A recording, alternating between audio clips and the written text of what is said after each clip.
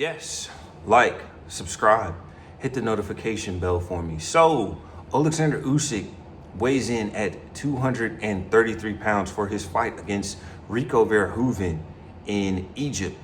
That is to take place right in front of the pyramids of Giza. Now, that's pretty interesting, right? Because Alexander Usyk, regardless of how you feel about this fight, I've made my thoughts well known, so I'm not going to try and go on a whole rant. This fight's happening regardless of how I feel about it. I've made my opinion known.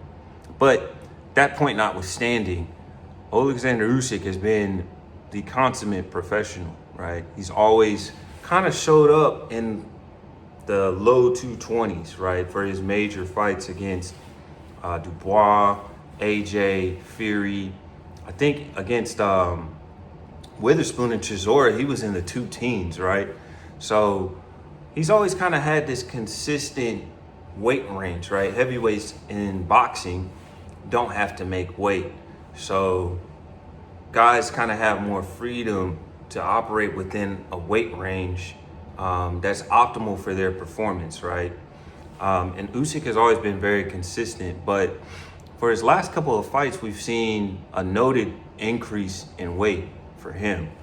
So coming in the 230s is pretty significant for Usyk because his best advantage against these big super heavyweights has always been his speed, especially speed of foot, but also hand speed, and of course, his stamina, right?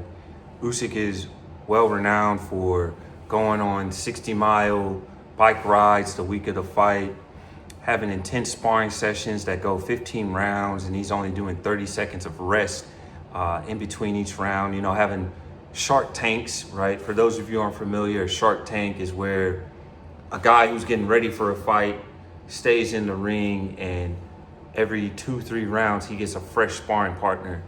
So it's really just pushing his fitness, pushing his physical stamina, but also his mental stamina as well. So Usyk has always been someone who trains really hard, and it's shown in his fights, right? In my opinion, the reason he beat Fury and AJ was more to do with his fitness than anything else, because Fury and AJ both had their moments where they put Usyk under a lot of pressure and where the size disparity really started to make a difference, and they were having some success. Again, go look at Usyk's face after the first AJ fight, right? He had an eyebrow was split and all of that jazz. So he's definitely someone who's been touched, who's had to deal with adversity in his move up to heavyweight from cruiserweight. So it hasn't just been one-way traffic, but in my opinion, what's always been Usyk's kind of trump card that he can always rely on is that he's fitter than these guys. He's in better shape, and that allows him to take over in like the last quarter of the fights, right? Rounds, I would say, 10, 11, 12, right? The championship rounds. Those are Usyk's money rounds, where most of these heavyweights are gassed, their volume drops, their work rate drops. Usyk's work rate actually, I don't want to say it improves, but it drops at a slower rate than the average heavyweight. And so that's what allows him to power through and just kind of have these amazing sequences, right? Like after, I would say during the fight with AJ, the rematch with AJ, I should say. We all know AJ had that round 9 where he came and he put Usyk under a lot of pressure. But if you actually watch that round, actually AJ didn't land that many shots, but he still won the round just with activity. But because AJ had expended so much energy, he actually was completely gassed. And Usyk just took over for rounds 10, 11, 12 and won the fight, right? And it was his fitness that allowed him to beat AJ. Same with Tyson Fury, right? In the first fight, Fury kind of had those 3 rounds where he put Usyk under some pressure, and then he got tired. And Usyk was able to use his mental fortitude and his stamina to overcome the pressure that the bigger man in Fury was putting him under. Dubois, I don't know. Dubois just, there's something about Usyk that just screws with Dubois' head. Dubois just, I don't know, he just shuts down whenever he's around Usyk. Usyk just has a hold over that man. So it is what it is on that front. But yeah, I'm surprised that Usyk is, in a sense, ceding his fitness and his speed, right? Because there's just no way he's going to be faster at 233 pounds than he was at 223 pounds. There's just no way. On the flip side, you look at Rico Verhoeven, who came in at around 257, 258 pounds, which is actually lower than what he normally weighs in at for his fights in the Glory promotion, where he was normally around 270. Some of that may have to do with the fact that Verhoeven is training for a 12-round boxing championship fight, right? Normally, the championship level fights in Glory are 5 rounds, 5 3-minute rounds. So now he's being asked to go 12 3-minute rounds. So a market increase in the duration of the fight, right? He's not used to going this amount of time. So you would think that Usyk would want to come in as fit and as light as possible to make sure that he maintains that advantage, right? This is Usyk's playing field, right? He's gone 12 rounds multiple times, right? Usyk isn't a KO artist, even though I think his power is a bit underrated. He's not known for being a KO artist, and normally he has to go the long route in order to get the victory, especially over these big super heavyweights, which Rico Verhoeven is, right? He's a natural super heavyweight, just a big, strong guy.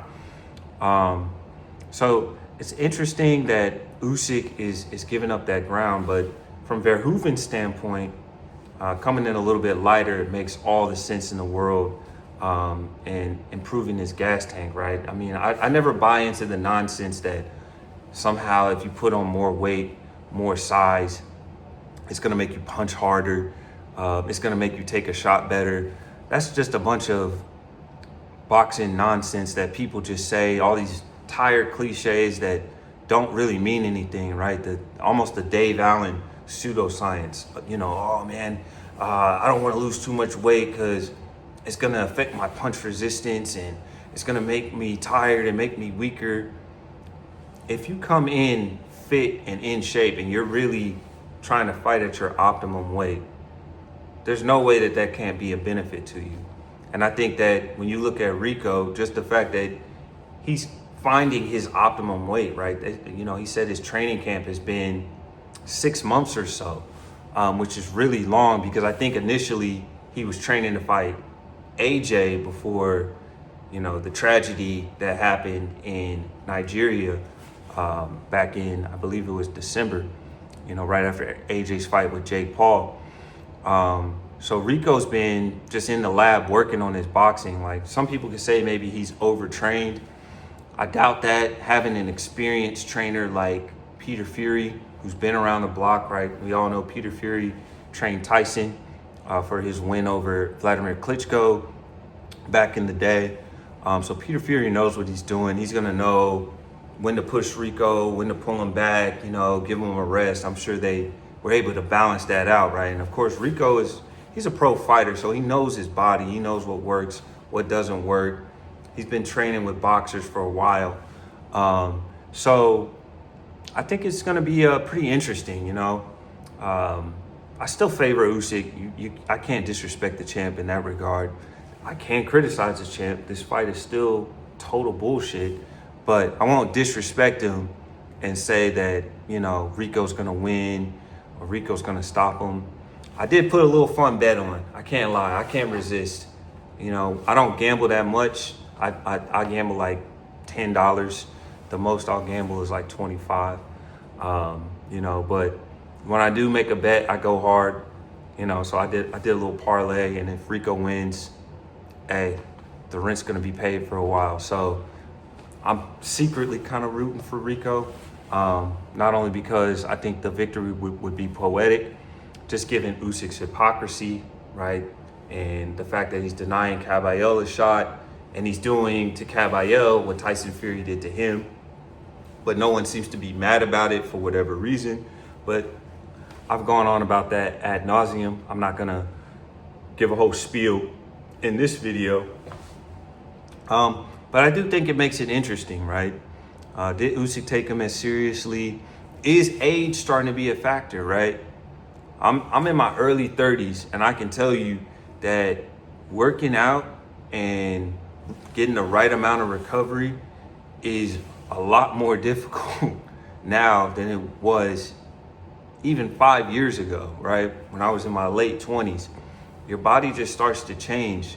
You know, things that used to be no problem are now just kind of like arduous tasks, right? Simple workouts that you used to be able to do will now keep you out of the gym for 2-3 days, right? Now, obviously, I can't afford cryotherapy and massage therapy and infrared saunas like Usyk, but the fact of the matter is that he is getting older, right? I believe he's 40 or will be 40 in a few months. And the body just doesn't respond the same way to training that it used to. And he may be used to eating a certain amount of food that he kind of always eaten his whole career, especially at heavyweight, you know, when he finally didn't have to make weight like he did at cruiserweight, where he had to always cut down to 200 pounds. You know, so he's been free to kind of eat what he wants and just focus on getting in shape. So that could play a role in it as well, right? Your metabolism slows down, your muscles actually get denser as you get older. And all of that kind of contributes to your weight slowly increasing, even if you're a physically active person, unless you take certain measures to keep your weight down. Like for me, again, I'm not an old man, but you know, I got a little unk in me. You can see the gray hairs. And now I actually have to do a lot of fasting is what I've discovered in order to keep my weight down.